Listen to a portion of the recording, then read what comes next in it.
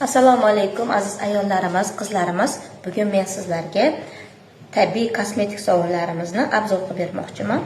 Bu sovunlarimiz asosan qo'l mehnati bilan tayyorlangan sovunlarimiz bo'lib, bunisi masajli sovun hisoblanadi. Bu asosan badan uchun tayyorlangan, lekin ko'p ayollarimiz, qizlarimiz sovunni yuziga ishlatishni yoqtirgani sababli bunga aloe vera geli, gialuron kislotasi, kokos yog'i va juda ham ko'p vitaminlar qo'shib tayyorladik. Yuz uchun ham judayam foydali. Hidiga esa gap bo'lishi mumkin emas. Bu yuzni yoshartiradi, ajinlar yoyilishiga yordam beradi va maksimal darajada badanni, yuzni namligini saqlab beradi. Bunisi esa kichkintoylarimiz uchun mo'ljallangan. Hech qanaqa allergiya chaqirmaydi, kimyoviy moddalar qo'shilmagan tabiiy organik mahsulot. Bunisi esa kurkuma va asal qo'shib tayyorlangan sovunimiz. Bu dog'li, sepkili yuzlar uchun juda ham foydali.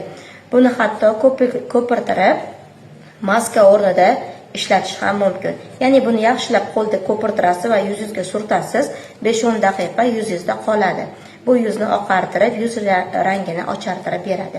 Buni esa tinchlantiruvchi lavandali sovunimiz. Bu juda ham foydali.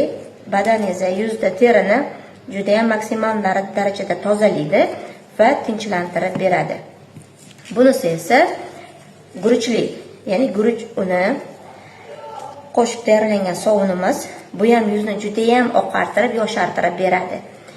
Juda ham foydali vitaminlardan tashkil topgan. Ya'ni ichida vitamin E, gialuron kislotasi, kokos yog'i va undan tashqari asal qo'shib tayyorlangan. Guruch uni qo'shilgani sababli bu yuzni oqartirib beradi va lifting beradi. Buni asosan qo'lda yaxshilab ko'pirtirib, maska o'rnida ishlatishingiz ham mumkin. Bu hamma sovunlarimiz tabiiy organik sovun bo'lib, bu faqat yuz va badan uchun mo'ljallangan, hech qanaqa kimyoviy moddalarsiz. Buni bemalol olib ishlatsalar ham bo'ladi. Hidlari ham juda ham xushbo'y.